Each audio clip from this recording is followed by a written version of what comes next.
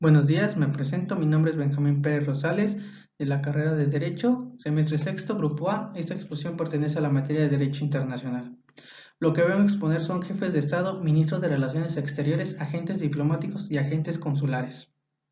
Todo basándome en la Convención de Viena de Relaciones Consulares y de Relaciones Diplomáticas. Empezaremos con lo que es jefes de Estado. En México existe el sistema presidencialista en donde cada 6 años se elige a un nuevo presidente por medio de la democracia, que es el voto. Este tiene su fundamento en la Constitución Política de los Estados Unidos Mexicanos en el artículo 80, que dice: se establece el ejercicio del supremo poder ejecutivo de la Unión en un solo individuo, que se denominará presidente de los Estados Unidos Mexicanos. Asimismo, tiene sus obligaciones y facultades, que está fundamentado en el artículo 89 de la misma Constitución. Una facultad general es la que es ejecutar y promulgar las leyes, que está en su fracción 1. Tiene una facultad exclusiva, que es la designación de secretarios de Estado, y otras facultades que es con aprobación del Senado, que son para designar a los agentes diplomáticos, los ministros y los cónsules. Este mismo tiene la exención de impuestos directas. Bueno, el jefe de Estado tiene inmunidades que se dispongan de entera independencia. Los privilegios están fundados en razones de recíproca cortesía. Los privilegios e inmunidades de los jefes de Estado tienen el carácter de normas de derecho consuetudinario y se basan en el principio de igualdad soberana de los Estados. Un ejemplo sería la inviolabilidad de la persona, que es la protección de su persona y honor contra cualquier ataque físico o verbal. La inmunidad de jurisdicción, que es absoluta en materia penal, y la exención de impuestos, que ya lo había comentado. Otra figura son los ministros de Relaciones Exteriores. Ese tienen una inmunidad que en sentido amplio, que comprende igualmente la inviolabilidad de la persona, que ya lo habíamos comentado, que es la protección de la persona y honor en contra de cualquier ataque físico o verbal. A lo que se refiere particularmente a las misiones, vale precisar que éstas no poseen personalidad jurídica propia, sino que actúan de título de representante de sus respectivos estados. El derecho a la inmunidad se fundamenta en la necesidad de que los órganos diplomáticos encargados de las relaciones internacionales gocen de todas las facilidades para el desarrollo eficaz, libre, independiente y seguro de sus funciones. La inviolabilidad personal es la prerrogativa más importante, generalmente tutelada por la legislación penal de los estados. Los estados reconocieron que la inmunidad jurisdiccional debía extenderse al campo penal, civil y administrativo. Otra figura son los agentes diplomáticos. Estos tienen sus privilegios e inmunidades que particularmente se rigen por la costumbre. Una de las principales características de los agentes diplomáticos es que ellos gozan de inmunidad y su respaldo es la Convención de Viena de Relaciones Consulares o Relaciones Diplomáticas. Se otorga concesión de privilegios e inmunidad a los enviados diplomáticos, donde esta norma es muy antigua del derecho internacional. Estos agentes pueden desempeñar sus funciones libres sin ningún tipo de interferencia. Incluso la misma convención dice que el propósito de esto no es beneficiar al individuo, sino que su cumplimiento se haga muy eficaz en las misiones diplomáticas. Algunos ejemplos de estos que tienen inmunidad es inviolabilidad personal, inviolabilidad de las misiones, inviolabilidad de los locales, de las misiones residenciales, particularmente de otros, medio de transporte, archivos y documentos, y la inmunidad de la jurisdicción penal, civil y administrativa. Exenciones que tiene es de las obligaciones militares de toda índole, no está obligado a testificar, no puede ser objeto de ninguna medida de ejecución, tiene garantía en el ejercicio de sus funciones, no tiene exenciones fiscales, no paga impuestos y no tiene inspección del equipaje personal. Los privilegios esenciales y no esenciales. Los esenciales comprenden lo que es la inviolabilidad y la inmunidad de jurisdicción, y los no esenciales son los privilegios de cortesía. Los agentes consulares.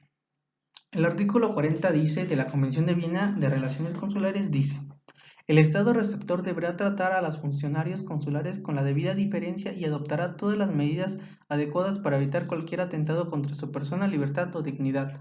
Asimismo, el artículo 5 de la misma Convención dice: sus facultades es proteger el Estado receptor de los intereses del Estado que envía y de sus nacionales, fomentar el desarrollo de las relaciones comerciales, económicas y culturales y científicas.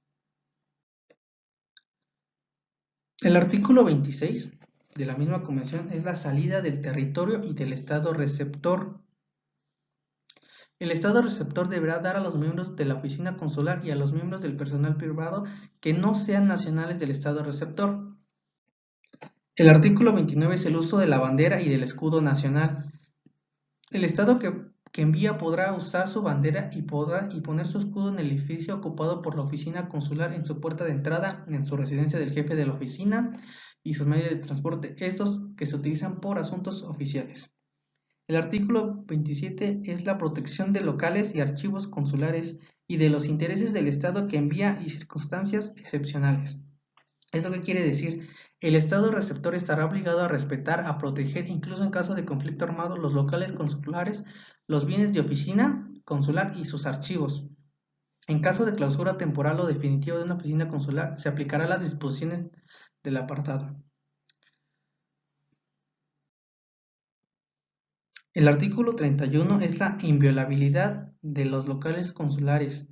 Las autoridades del Estado receptor no podrán penetrar en la parte de los locales consulares que se utilicen exclusivamente para el trabajo de la oficina consular, salvo que tengan el conocimiento del jefe de la oficina consular.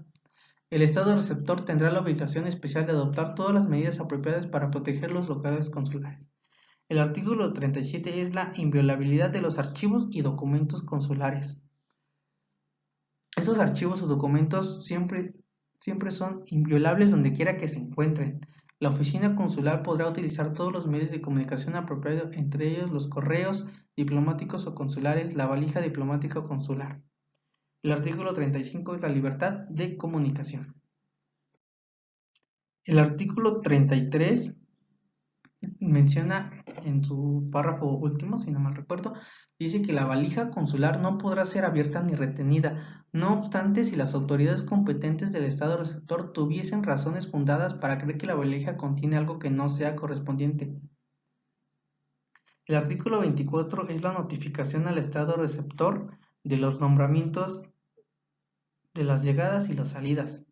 El nombramiento de los miembros de la oficina consular, su llegada una vez nombrados para la misma, su salida definitiva o la terminación de sus funciones y de los demás cambios de su condición jurídica se pueden ocurrir durante el servicio de su oficina. El artículo 25 es la terminación de las funciones de un miembro de la oficina consular por la notificación del Estado que envía al Estado receptor de que se ha puesto término a sus funciones. El artículo 36 es comunicación con los nacionales del Estado que se envía. El 41 es la inviolabilidad personal de los funcionarios consulares. No podrán ser detenidos o puestos en prisión preventiva si no se trate de un delito grave y por decisión de la autoridad judicial competente. El artículo 55 es respeto a las leyes y reglamentos del Estado receptor. Sin perjuicio de sus privilegios e inmunidades, todas las personas que gozan de esos privilegios e inmunidades deberán respetar las leyes y reglamentos del Estado receptor. También estarán obligadas a no inmiscuirse en los asuntos internos del Estado. El artículo 23 menciona que las personas no declaradas no grata. El Estado receptor podrá comunicar en este modo al Estado que envía un funcionario consular en persona no grata o cualquier otro miembro del personal ya no es aceptable. En este caso, el Estado que envía retirará a esa persona o podrá terminar a sus funciones en la oficina consular según proceda. El Estado receptor no está obligado a exponer al Estado que envía los motivos de su decisión. Las exenciones que tiene es el artículo 46, es de la sección de la inscripción de extranjeros y del permiso de residencia. Los funcionarios y empleados consulares y los miembros de su familia que vivan en su casa estarán exentos de todas las obligaciones prescritas por las leyes y reglamentos del Estado. El artículo 47 es del permiso de trabajo, que son los miembros de la oficina consular estarán exentos respecto de los servicios que presta el Estado que envía de cualquiera de las obligaciones relativas a permisos de trabajo que impongan las leyes. El artículo 48 es del régimen de seguridad social. Miembros de su oficina consular y los miembros de su familia que vivan en casa estarán exentos en cuanto a los servicios que prestan Estado los que envía el Estado por disposición sobre seguridad social. El artículo 49 son sobre la sección de los fiscal, que dice: los funcionarios y empleados consulares y los miembros de su familia que viven en su casa estarán exentos de todos los impuestos y gravámenes personales o reales, nacionales, regionales o municipales. El artículo 52 es de la excepción, que dice prestaciones personales, que es: el Estado receptor deberá eximir a los miembros de la oficina consular y a los miembros de su familia que viven en su casa de toda prestación personal, de todo servicio de carácter público, cualquiera que sea su naturaleza. Un cónsul de carrera es, es aquel que tiene competencia para ejercer en su plenitud todas las funciones consulares que le permite el derecho internacional en el servicio exterior.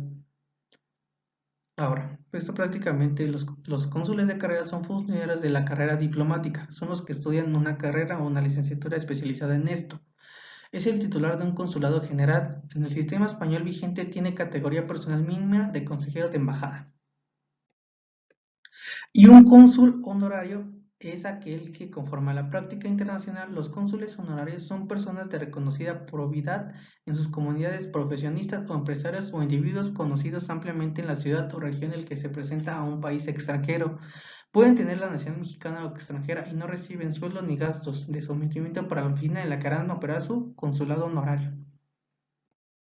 La valija diplomática.